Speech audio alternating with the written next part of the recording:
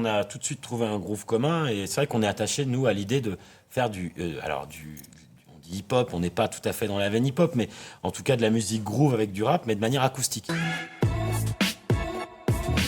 Bonjour Radio Kezman, merci d'être venu sur le plateau d'Hashtag Studio 3. On a fait un petit peu de place pour vous recevoir parce que là vous êtes à 3 pour l'interview, mais en fait vous êtes à 7 quand vous jouez. Et ce mariage vraiment fanfare hip-hop, ça a été un gros coup de cœur pour nous. Comment vous est venue l'idée d'allier ces deux mondes? Il y avait déjà une fanfare qui s'était constituée, composée de membres encore présents du groupe aujourd'hui. Et en 2015, on a rencontré David, ici présent, qui lui est rappeur beatboxer. Et nous, on avait envie d'allier du chant, on n'avait pas forcément une idée préconçue de ce qu'on voulait, avec la musique qu'on pouvait proposer. On a fait des tests avec David, s'étant rencontrés, ça matchait bien, on a aimé sa manière de chanter, on a aimé son flow, on a aimé le côté beatbox. On a fait un concert sur Lyon, comme ça, improvisé, je suis monté pour 2 morceaux et ensuite, c'était nickel, on a bossé tout le printemps. C'était une évidence pour vous aussi, David, de marier ces deux univers ou pas? C'était vraiment une surprise, je m'y attendais pas. La proposition est arrivée comme ça, un peu par hasard, j'ai sauté sur l'occasion. J'avais l'habitude de formules plus réduites, voilà. Et je me suis dit, allez, on fonce, des excellents musiciens, vas-y, on y va, on va se marrer, ça va être bien, il y a une bonne énergie, une bonne dynamique, donc, puis une volonté de faire de la musique, donc on y va. Ça a assez vite matché, ouais, quand même, hein, on a tout de suite trouvé un groove commun et c'est vrai qu'on est attaché, nous, à l'idée de faire on dit hip-hop, on n'est pas tout à fait dans la veine hip-hop, mais en tout cas de la musique groove avec du rap, mais de manière acoustique. C'est vrai que du coup, nous, on n'a pas de synthé, on n'a pas de machine, on a des trompettes, trombones, enfin des soufflants, de la percu et le chant, quoi, qui se marie avec tout ça. Donc c'est un parti pris aussi de pouvoir faire cette musique en la jouant de manière acoustique.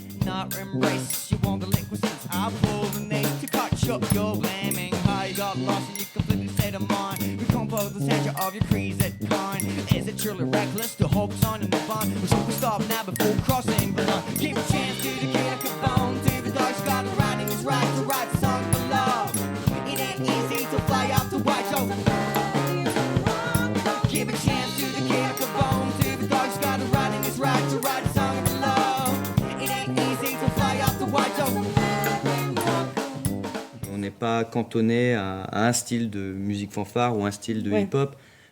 On va piocher un peu à droite à gauche dans différentes influences. Ça peut être du jazz de la Nouvelle-Orléans, mais comme ça peut être aussi peut-être des ambiances peut-être plus rock, avec une énergie un peu plus dure, un peu plus profonde, un peu criard. Puis d'autres moments, ça va être complètement groove, coloré.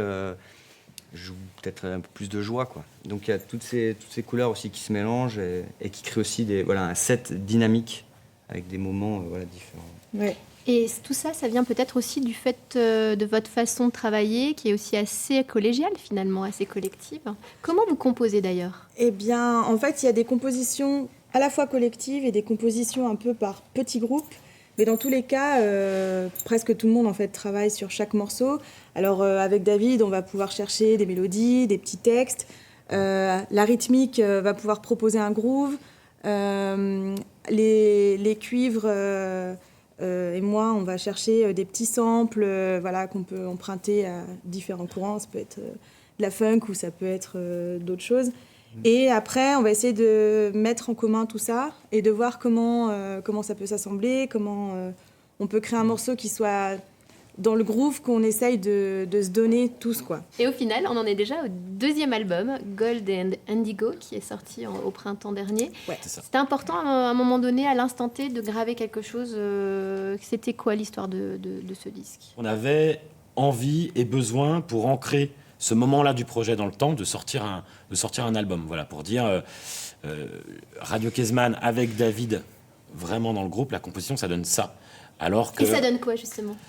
Eh ben, ça donne un album qui me semble riche de... Alors, riche parce qu'il y a quand même, c'est ce que vous disiez avant tous les deux, hein, il y a différentes influences. Alors on a l'histoire classique des groupes de musique, on a tous des influences différentes, bon ça c'est le truc que tout le monde dit toujours, mais il faut se rendre à l'évidence, c'est un peu vrai, il y a des gens qui viennent, qui sont autodidactes dans le groupe, d'autres qui ont fait de brillantes études au conservatoire, donc c'est déjà pas les mêmes mondes, quand ils se rencontrent, il faut qu'ils se comprennent, quelqu'un qui a appris la trompette jazz et qui rencontre un rappeur, c'est pas forcément, donc il y a vraiment toutes ces influences, donc ça fait quelque chose en fait, ça fait quelque chose de riche parce qu'on essaie de trouver un groove commun à toutes ces musiques, mais les couleurs musicales d'un titre à l'autre peuvent quand même beaucoup changer.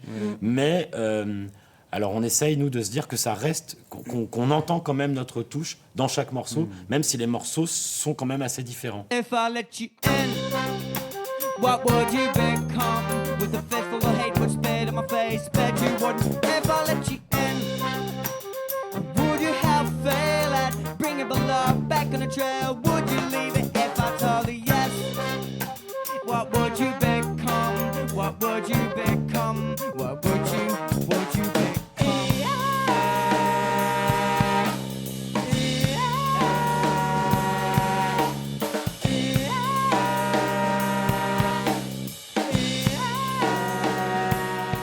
Et vos textes, Delphine et David, puisque c'est vous qui êtes à la plume. Bah, les textes, c'est vraiment c'est parti d'ego trip, donc j'écris ce que je ressens, je me donne un sujet, mais on va dire globalement, ça reste toujours une écriture autour de l'espoir. Voilà, c'est la quête d'un monde meilleur. J'écris pour aller mieux, pour imaginer qu'il y a quelque chose de mieux, quoi, comme si on avance. Donc il y a toujours cette volonté d'avancer dans l'énergie, dans la musique, dans les paroles, dans l'intention. Vous avez la particularité de jouer aussi bien sur scène que dans des festivals d'art de rue. Ça, c'est vraiment très rare chez les groupes de musique. Qu'est-ce que ça vous apporte de pouvoir alterner ainsi scène et rue ? C'est vrai. Rencontrer du monde, hein, surtout. Oui, alors déjà c'est vrai. Ouais. C'est du coup, ça multiplie aussi les concerts qu'on fait sur une année, donc on rencontre plein de gens. C'est sûr, mais puis c'est pas du tout la même, on le vit pas de la même manière. Ouais. La rue, il y a vraiment cette proximité avec le public, cette recherche de, en fait, on fait quelque chose ensemble, quoi. C'est vraiment, enfin, sur scène aussi, mais en tout cas, on est tellement prêt, voire parfois englobé par le public. Même. Voilà, on est public, complètement en interaction. Il suffit interaction. que quelqu'un arrive et a envie de rentrer dans le set et jouer avec vous, bah, il faut l'englober, c'est ça. C'est ça. C'est ça. Alors, ça n'est pas arrivé très souvent, mais... Non, mais après, il y a une interaction physique, c'est sûr, dans la rue qu'on peut pas avoir sur scène. Et la scène, elle, par contre, de par la puissance du son, nous fait avoir une interaction avec le public qui est différente. C'est-à-dire qu'on peut créer, je sais pas comment dire, on peut créer une sorte de connivence en rue et on va pouvoir créer de la transe sur scène.